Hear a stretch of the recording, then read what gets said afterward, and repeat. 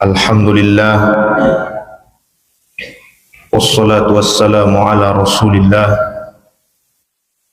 Sayyidina wa maulana Muhammadin ibni Abdillah wa ala alihi wa sahbihi wa mawalah, amma ba'du. Sebelum mulai tiang ngiring bareng-bareng baca suratul Fatihah, kita niatkan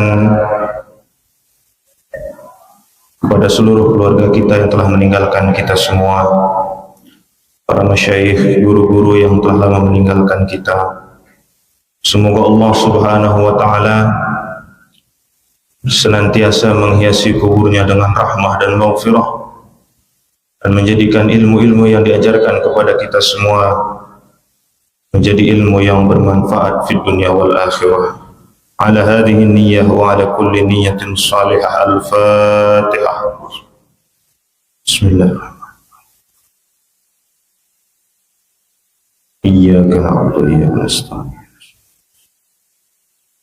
Shiratal ladzina an'amta 'alaihim. Amin. Al-Fatihah kedua kita niatkan untuk kita semua yang hadir di majelis ini. Semoga Allah subhanahu wa ta'ala memberikan jalan keluar dari segala permasalahan yang kita alami,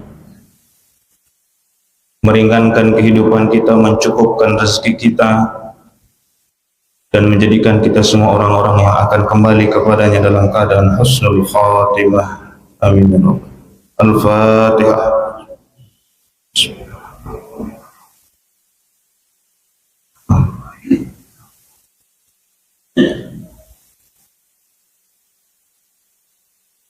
Amin, amin ya Allah. Hadirin jamaah Masjid Al-Mujahidin yang dirahmati oleh Allah subhanahu wa ta'ala, syukur alhamdulillah kita masih diberikan kesempatan, kesehatan dan keafiatan oleh Allah subhanahu wa ta'ala untuk terus menambah amal soleh, menambah ketaatan dan ketakwaan kita kepadanya. Kata Imam Ali bin Abi Thalib radhiyallahu ta'ala anhu, inna min na'imid dunya yakfikal islamu ni'matan, wa inna minasy syughli yakfika ta'atu syughlan, wa inna minal ibrati yakfikal mautu ibratan. Di antara semua nikmat yang kita rasakan di dunia ini, yakfikal islamu ni'matan, cukuplah Islam itu menjadi nikmat yang paling utama. Di antara segala kesibukan yang kita lakukan di dunia ini, yakfika ta'atu syughlan, cukuplah taat itu menjadi kesibukan yang paling utama. Dan dari setiap pelajaran yang kita dapatkan di dunia ini, yakfikal mautu ibratan, cukuplah maut itu menjadi pelajaran yang paling utama. Maka hadirnya kita di dalam majelis ini juga adalah bagian dari nikmat yang diberikan oleh Allah subhanahu wa ta'ala. Digerakkannya hati kita untuk melaksanakan ibadah salat maghrib berjamaah, untuk duduk di majelis ilmu, maka atas segala nikmat itu kita ucapkan alhamdulillah tsumma alhamdulillah. Dalam kesempatan majelis kita pada hari ini, saya ingin mengajak kita semua untuk sama-sama merenungi pesan yang disampaikan oleh Imam Hasan Al-Basri rahimahullah, seorang ulama dari generasi tabi'in yang berguru kepada para sahabat, menjadi gurunya para sufi. Dalam satu pesannya, Imam Hasan Al-Basri memberikan pesan kepada kita semua. Maktubun fit Taurati khamsatu ahruf. Kata beliau, di dalam Taurat itu telah tertulis 5 kalimat. Taurat yang merupakan kitabnya Bani Israel sebelum qabla tahrif wa tabdil, sebelum dirubah maknanya, isinya oleh orang-orang Bani Israel. Beliau menukil dari Taurat 5 ahruf, ada 5 kalimat di dalam Taurat itu. Apa 5 kalimat itu? Annal ghunyata fil qana'ah, wa annas salamata fil uzlah, wa annal hurmata fi rafdis syahawat, wa annat tamattu'a fi ayyamin tawilah, wa annas sabra fi ayyamin qalilah. 5 kalimat, 5 pesan yang patut kita renungi bersama untuk menjalani hidup kita di masa-masa ini. Pesan yang pertama adalah annal ghunyata fil qana'ah, bahwa sesungguhnya kekayaan itu terletak pada hati orang-orang yang senantiasa merasa cukup atas apa yang Allah berikan kepadanya.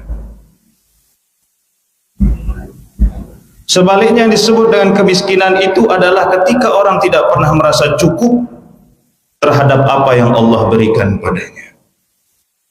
Annal ghunyata fil qana'ah, bahwasanya yang disebut kekayaan itu tidak terletak pada kekayaan materi, tetapi yang disebut kekayaan itu adalah mentalitas seseorang yang selalu merasa cukup atas apa yang Allah berikan padanya.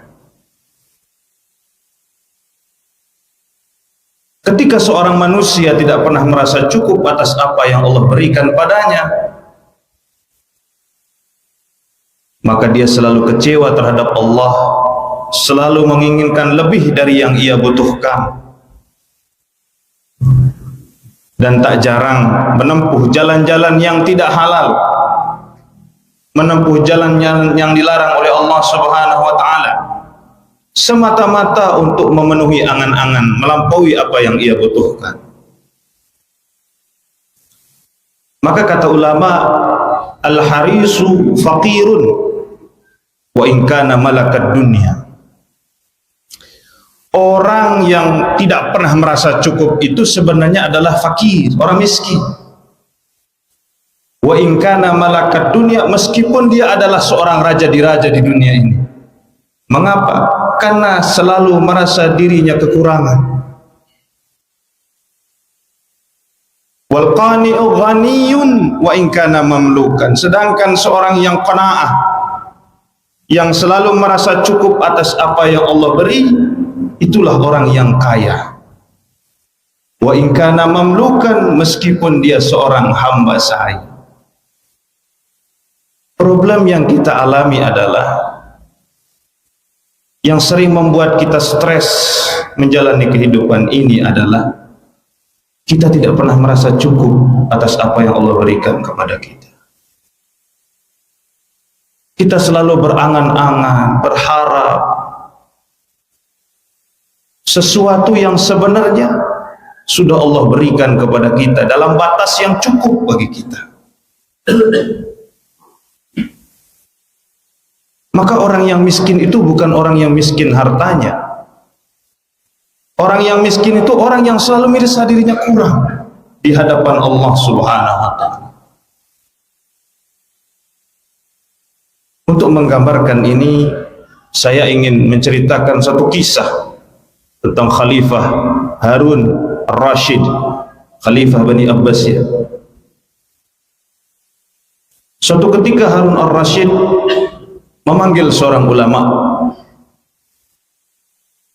Wahai ulama, ajarkan aku ilmu yang belum pernah aku pelajari. Maka ulama itu kemudian mengajak Harun Ar-Rasyid berjalan-jalan sampai di sebuah gurun Sahara, sampai di sebuah padang pasir. Mereka menggelar karpet, mendirikan tenda. Harun Ar-Rasyid kehausan, lalu memanggil seorang pelayan untuk memberikan segelas air. Datang pelayan membawa air. Sebelum Harun ar-Rasyid meminum air itu, ulama itu bertanya kepadanya, "Wahai khalifah, andai kata kau sedang haus sekali, tidak ada air di padang pasir ini kecuali segelas air yang dibawa oleh pelayan itu, maka apa yang akan kau berikan untuk menebus segelas air itu?" Khalifah Harun ar-Rasyid kemudian menjawab, "Akan aku berikan separuh kerajaanku untuk menebus segelas air itu." Lalu minumlah Harun ar-Rasyid. Setelah ia minum, ulama itu bertanya kembali, "Wahai khalifah, sekarang air itu sudah masuk di dalam tubuhmu. Apabila air itu tidak bisa keluar dari tubuhmu dalam bentuk air kencing, apa yang akan kau berikan untuk menebus orang yang bisa menyembuhkan penyakitmu itu?" Kata Harun ar-Rasyid, "Aku berikan separuh lagi kerajaanku." Lalu ulama itu berkata, "Inilah nasihatku, hai khalifah. Ternyata segelas air itu sama nilainya dengan seluruh kerajaan yang kau pimpin. Kau tebus segelas air itu dengan separuh kerajaanmu, kau tebus lagi orang yang bisa menyembuhkanmu untuk mengeluarkan air itu dari tubuhmu. Maka ternyata air yang ia minum itu sama nilainya dengan kerajaan yang ia pimpin, yang ia miliki." Sama seperti kita semua. Segelas air yang kita minum tadi pagi, yang mungkin sudah kita keluarkan siang harinya, bisa jadi seluruh harta yang kita miliki tidak sebanding dengan nikmat itu. Kita habiskan siang dan malam kita untuk mengumpulkan harta, mengumpulkan materi, dengan harapan kita akan nikmati harta itu di masa tua. Ternyata harta kita habis untuk membiayai pengobatan diri kita yang kehilangan kesehatan. Ternyata kesehatan itu jauh lebih berharga dari apa yang kita kumpulkan mati-matian seumur hidup kita. Maka ketika kita merasa cukup atas nikmat-nikmat yang kecil itu, muncullah mental kaya dalam diri kita. Tidak pernah merasa kekurangan atas apa yang kita miliki. Senantiasa bersyukur atas segala nikmat yang Allah berikan kepada kita. Karena kalau kita sudah merasa tidak cukup, apapun akan kita halalkan. Jalan pintas akan kita anggap pantas untuk memenuhi hasrat kita, memenuhi kekurangan diri kita. Orang yang korupsi itu bukan orang yang tidak punya harta, tetapi orang yang tidak pernah puas akan apa yang ia miliki. Banyak saudara-saudara kita, kerabat-kerabat kita yang terjerat judi online. Bahaya yang lebih besar dari judi online bukan orang menjadi miskin harta, tapi mentalnya yang menjadi miskin. Dalam sebuah dialog dengan mantan bandar judi online, dia mengatakan memang aplikasi permainan judi online itu direkayasa sedemikian rupa sehingga siapapun yang mulai memainkannya diberikan kemenangan dulu. Jadi pertama main menang dulu. Hanya modal 5.000, 10.000 bisa dapat 500.000. Ini muncul keinginan untuk melebihi apa yang telah Allah cukupkan. Akhirnya muncul rasa ketagihan, ketergantungan. Dia jual mobilnya, dia jual rumahnya, dia jual hartanya untuk mengejar angan-angan kosong, mendapatkan lebih dari apa yang dia punya.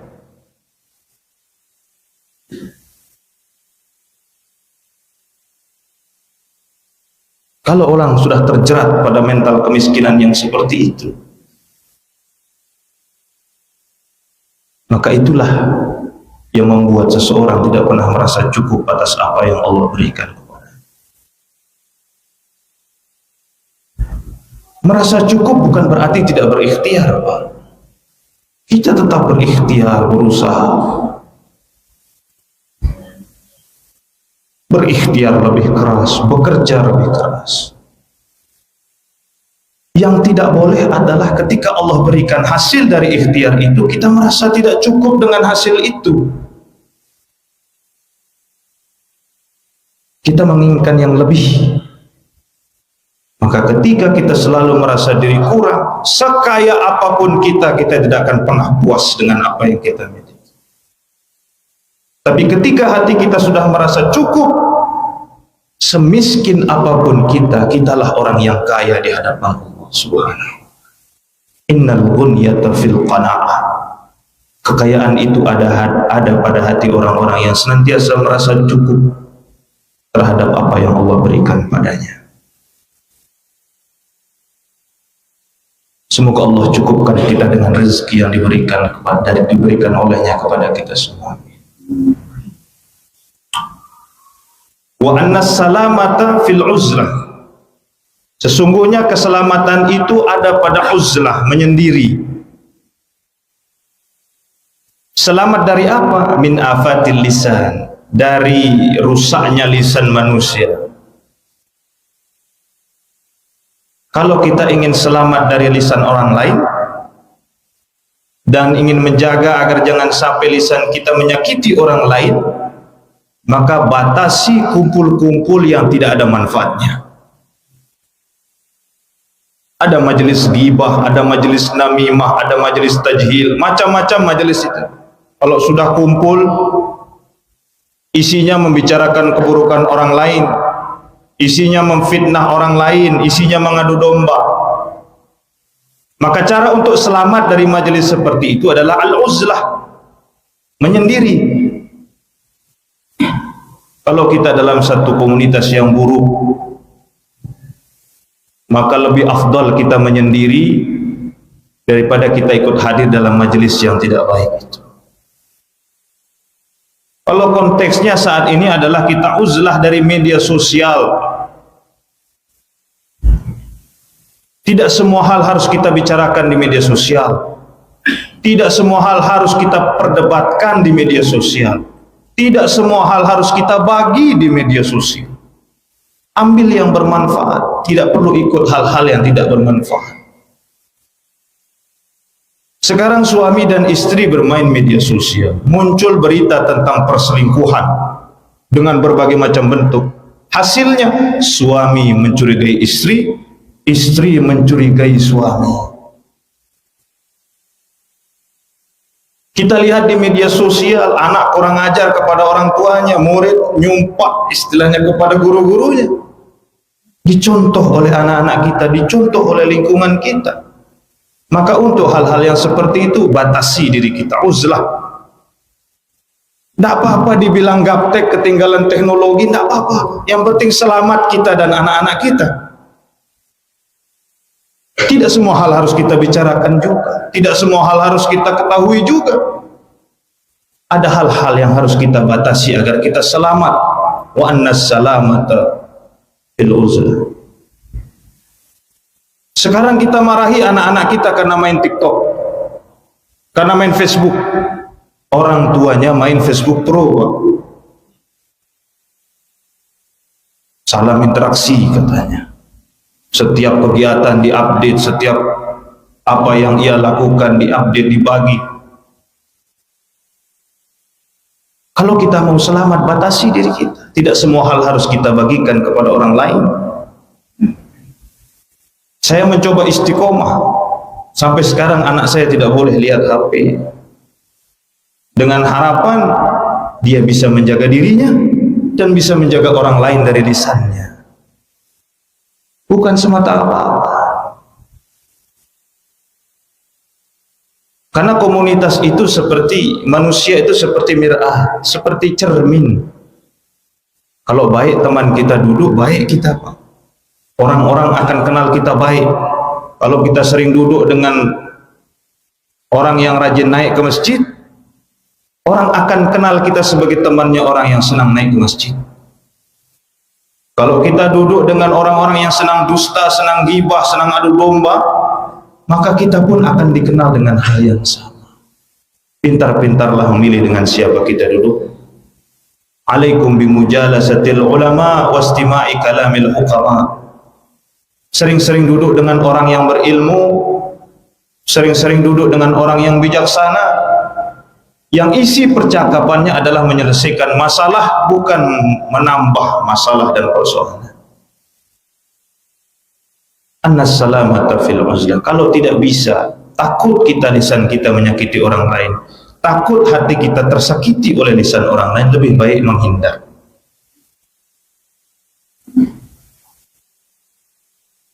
Wa annal hurmata fi rafdi syahawat.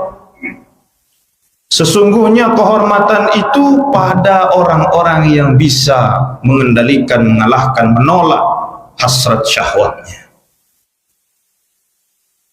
Syahwat di sini bukan persoalan hanya antara laki-laki dan perempuan. Syahwat terhadap harta, terhadap kedudukan, terhadap jabatan.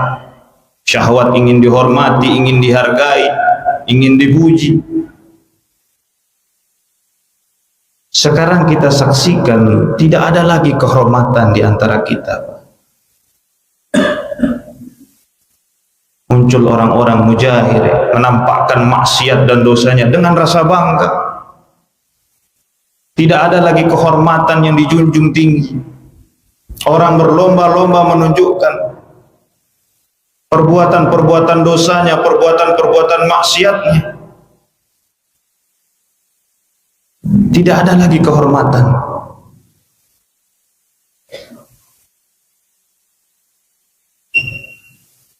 Kita lihat misalnya orang-orang yang korupsi.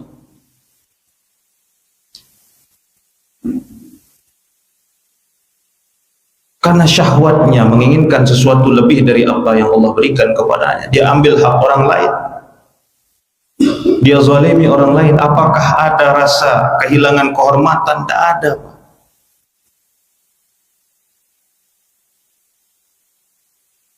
Coba kita tanyakan kepada orang-orang itu, bapak lebih takut masuk penjara atau masuk neraka? Kira-kira apa jawabannya, Pak? Lebih takut masuk penjara atau masuk neraka? Lebih takut masuk penjara, Pak. Karena menganggap kehormatannya akan hilang, tidak dihormati orang, tidak dihargai orang. Bahkan rela menyogok untuk tidak dimasukkan ke penjara. Orang lebih takut masuk penjara ketimbang masuk neraka. Bahkan untuk tidak masuk penjara berbuat dosa lagi, menyogok lagi supaya tidak masuk penjara. Padahal seharusnya lebih takut masuk neraka, Pak. Di sana tidak bisa nyogok. Sudah tidak ada kehormatan itu. Syahwat kepada jabatan, kepada harta, laki dan perempuan, tidak ada kehormatan. Terhormat kita ketika kita bisa mengalahkan hawa nafsu kita, mengalahkan syahwat. Di zaman di mana orang sudah tidak peduli lagi dengan kehormatan itu, kita jaga kehormatan kita, Pak. Tentu belum tentu juga kalau kita jadi pejabat kita tidak korupsi. Malah bisa jadi korupsinya lebih banyak dari orang-orang itu. Tapi setidaknya kita paham bahwa yang dipertaruhkan di situ adalah kehormatan kita sebagai manusia, kehormatan kita sebagai seorang muslim. Kalau kita mendahulukan syahwat kita, termasuk bagi yang bergelar ustaz, bergelar kiai, bergelar tuan guru, harus pintar-pintar mengalahkan syahwat. Karena kalau sudah rusak ulamanya, rusak agamanya, Pak.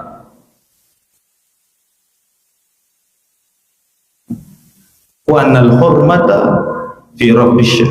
Kalau kita mau dihormati orang dan terhormat, kendalikan hawa nafsu kita pada segala perkara.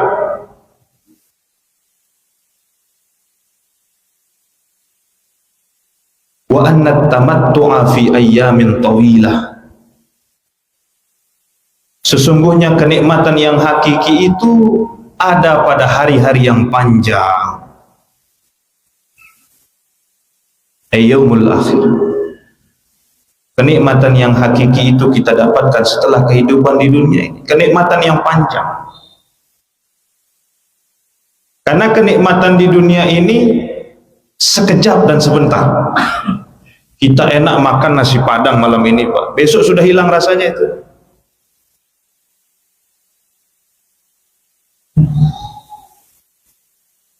Kita senang bertambah usia hari ini, besok sudah hilang rasa senangnya. Sebentar kesenangan di dunia ini. Wa anna tamattu'a fi ayyamin tawilah. Karena kesenangan, kenikmatan yang panjang itu ada pada hari-hari yang panjang.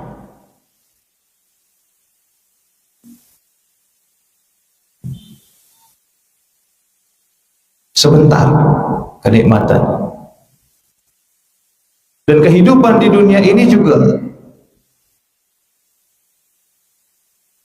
berjalan cepat tanpa kita sadari. Kayaknya kemarin anak-anak kita baru kita gendong, sekarang sudah fasih minta uang, Pak. Baru kita gendong kemarin, sekarang sudah minta uang. Besok sudah kuliah, tiba-tiba sudah menikah, tiba-tiba kita sudah punya cucu. Tidak kerasa waktu di dunia ini, Pak. Makanya kalau senang sebentar aja. Karena kesenangan yang hakiki itu akan kita dapatkan nanti di hari akhir. Ketika kita semua masuk ke dalam syurganya Allah Subhanahu. Allah sudah janjikan, inna lil muttaqina mafazan hadaika wa a'naba wa kawa'iba atraba wa ka'san dihaqa. La yasma'una fiha lagwa wa la kidzaba jazaa'an min rabbika 'ata'an hisaba. Allah berikan janji, inna ashabal jannatil yawma fi syughlin fakihun hum wa azwajuhum fi dhilalin 'alal araiki muttaqin. Allah berikan janji, innal ladzina amanu wa 'amilus solihati kanat lahum jannatul firdausi nuzula khalidina fiha la yabghuna 'anha hiwala. Allah janjikan kenikmatan yang panjang. Jangan sampai kita memilih kenikmatan yang sementara dan sesaat. Wa anna sabra fi ayyamin qalilah. Sementara sabar itu ada pada hari-hari yang pendek. Tugas kita menjalani hidup ini sabar saja, Pak. Karena kenikmatannya pendek. Pernah kita bahas, wa man nu'ammirhu nunakkisu fil khalqi. Semakin kita tambah umur itu bukannya tambah nikmat, nikmatnya berkurang, Pak. Allah kembalikan kita ke penciptaan asal kita. Wa man nu'ammirhu nunakkisu fil khalqi. Kalau orang semakin bertambah tua, yang pertama hilang adalah penglihatannya. Sama seperti anak kecil, rabun matanya anak kecil. Setelah matanya diambil giginya, Pak, satu persatu cabut gigi kita. Sama seperti anak bayi belum punya gigi. Lama-kelamaan turun ke pinggang, Pak. Mulai sakit pinggang. Seperti anak bayi cuma bisa merangkak. Jalan pun harus dituntut. Wa man nu'ammirhu nunakkisu fil khalqi. Siapa yang kami tambahkan umurnya akan kami kembalikan ke penciptaan asal. Semakin kita tua, semakin kita kembali ke anak-anak. Nah, kalau sudah tua ya siap-siap kembali jadi anak kecil kita. Mudah tersinggung, mudah marah seperti anak-anak. Karena seperti itulah sunnatullah manusia, daur perputaran manusia itu. Maka menjalani kehidupan ini sabar saja. Sebesar apapun musibah akan berlalu, sebesar apapun nikmat juga akan berlalu, sabar saja. Wa anna tamattu'a fi ayyamin qalilah wa anna sabra fi ayyamin qalilah. Nah, ini 5 pesan yang disampaikan oleh Imam Hasan Al-Basri untuk menjadi renungan kita menjalani kehidupan kita akhir-akhir ini. Bahwa kita harus melatih diri kita menjadi orang-orang yang merasa cukup. Cukup atas apa yang Allah berikan kepada kita. Ridha bi qismatillah. terhadap apa yang Allah bagi, wa sukunul qalbi inda adamil ma'lufat, tidak kecewa, tidak marah ketika apa yang kita inginkan tidak terwujud. Kita menjadi orang-orang yang pintar menjaga diri untuk keselamatan diri kita, keselamatan keluarga kita, keselamatan lingkungan kita. Batasi diri kita bermedia sosial, tidak semua hal harus kita ketahui, tidak semua hal harus kita bagi. Dibilang gapteng tidak ada masalah, dibilang kurang pergaulan tidak ada masalah, karena yang kita cari adalah keselamatan di hadapan Allah Subhanahu wa Ta'ala. Gunakan media sosial dengan bijak. Wa annal hurmata fi rabbis syahwat, kita jadi orang-orang yang terhormat dengan menjaga diri kita, karena kehormatan itu tidak datang melainkan dari diri kita sendiri. Kalau kita bisa menjaga diri kita untuk melawan nafsu syahwat apapun bentuknya, maka orang-orang akan menghormati kita. Kita menjadi orang-orang yang menantikan kenikmatan yang panjang di hari yang panjang dan tidak tertipu oleh kenikmatan yang sesaat di hari yang pendek. Kita menjadi orang-orang yang sabar menjalani kehidupan ini. Sebelum menutup majelis ini, saya ingin menceritakan kisah pribadi. Biasanya di fakultas saya itu Pak, ada seorang kakek-kakek yang jualan kacang dan jagung. Dia pakai sarung, bajunya itu saja, dia panggul kacang dan jagung itu keliling fakultas. Suatu ketika masuk ke ruangan kami, sedang membahas tentang tunjangan. Dosen-dosen ini kumpul bahas tunjangan Pak, datang kakek-kakek bawa kacang.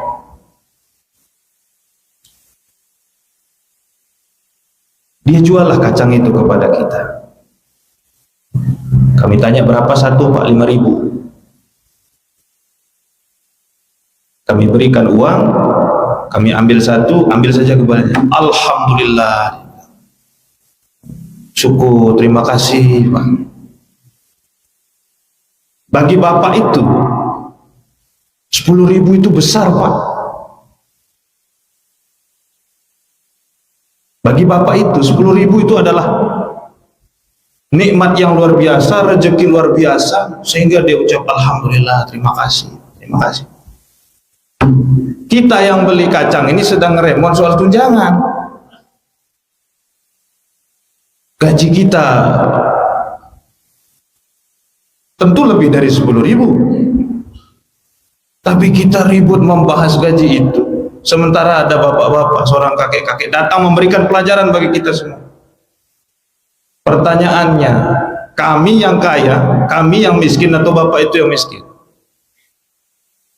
Siapa yang miskin? Siapa yang miskin?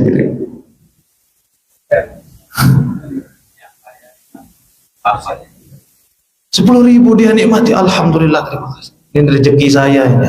10.000 Pak. Kita gajinya jutaan tapi tidak merasa cukup. Ini pemerintah zalim, ini semua zalim, harus diperhatikan. Ada seorang kakek-kakek memberikan pelajaran bagi kami, bahwa yang kau keluhkan itu bisa jadi merupakan dambaan bagi banyak orang, tapi karena tidak pernah ada rasa syukur di dalam hati, tidak pernah merasa cukup. Tuh kakek-kakek itu memberikan pelajaran bagi kami Pak. Tidak usah sombong-sombong lah jadi dosen itu. Bahkan saya bilang, bapak ini pasti tidak punya utang ini.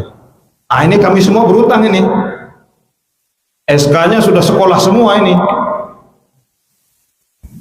Dia hidupnya tenang, tidak punya utang. Kami yang beli makanannya itu Pak, utangnya di mana-mana.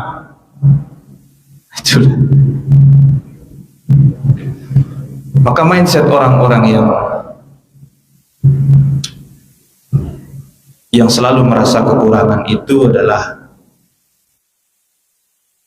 orang-orang yang sebenarnya memiliki mental yang miskin. Kita bahas gaji itu muter kanan, muter kiri begitu Pak. Seakan-akan rezeki itu hanya gaji. Seakan-akan. Padahal kita pulang ke rumah ketemu anak istri kita semua sehat walafiat, itu rezeki Pak. Kita bisa ke masjid setiap hari, tidak ada halangan, itu juga rezeki Pak. Bisa berkumpul, bersilaturahim, hadir di majelis ilmu, itu juga rezeki Pak. Kalau kita sudah berpikir rezeki itu hanya berupa harta, berupa gaji, ya siap-siap saja menjadi orang-orang yang selalu merasa kekurangan. Maka semoga Allah Subhanahu wa Ta'ala menjadikan kita semua orang-orang yang senantiasa merasa cukup dengan rezeki kita Pak ya. Semoga Allah cukupkan perniagaan kita, diberikan keuntungan yang cukup, diberikan rezeki yang cukup, sehingga tidak ada lagi ruang dalam hati kita untuk mengeluh. Semoga Allah selamatkan kita dari lisan kita, semoga Allah selamatkan kita dari lisannya orang lain, sehingga kita bisa menjaga diri kita dan menjaga orang lain. Semoga Allah Subhanahu wa Ta'ala menjaga kehormatan kita, menjaga kehormatan keluarga kita, dengan membatasi diri kita semua untuk terlibat pada hal-hal yang mendatangkan kerugian bagi kita semua. Semoga Allah memberikan kita semua kenikmatan di hari-hari yang panjang, dan semoga Allah memberikan kita kesabaran di hari-hari yang pendek ini. Marilah kita tutup majelis kita ini dengan bersama-sama membaca doa kafaratul majlis. Subhanakallahumma tahiyyatu fiya salam wa akhiru da'wana alhamdulillahi rabbil alamin. Subhanakallahumma wa bihamdika asyhadu an la ilaha illa anta nastaghfiruka wa atubu ilaik. Demikian yang sampaikan. Apakah sudah masuk waktu isya lagi? Kita tutup dengan sama-sama berdoa lagi. Bismillahirrahmanirrahim. Alhamdulillahi rabbil alamin. Hamdan yuwafi ni'amahu wa yukafi mazidah. Ya Rabbana lakal hamdu kama yanbaghi li jalali wajhikal karim wa azim sultanik. Allahumma salli ala sayyidina Muhammad wa ala ali sayyidina Muhammad. Allahumma ahsin aqibatana fil umuri kulliha wa ajirna min khizyid dunya wa azabil akhirah. Allahumma arinal haqqa haqqan warzuqna ittiba'ah wa arinal batila batilan warzuqna ijtinabah. Rabbana asrif 'anna 'adzaba jahannam inna 'adzabaha kana gharaman innaha sa'at mustaqarran muqama. Allahumma iftah 'alaina hikmataka wanshur 'alaina min khaza'in rahmatika ya arhamar rahimin. Ya Fattah ya Alim, iftah 'alaina fathan qariba. Fahamnaha Sulaiman wa kullan atayna hukma wa ilma wa sakharna ma'a Daud al-jibal yusabbihna wat-tayr kunna fa'ilin. Wa sallallahu ala sayyidina wa lana Muhammadin nabiyil ummi wa ala alihi wa sahbihi wa sallam. Subhana rabbika rabbil izzati amma yasifun wa salamun ala al-mursalin walhamdulillahi rabbil alamin. Al-Fatihah.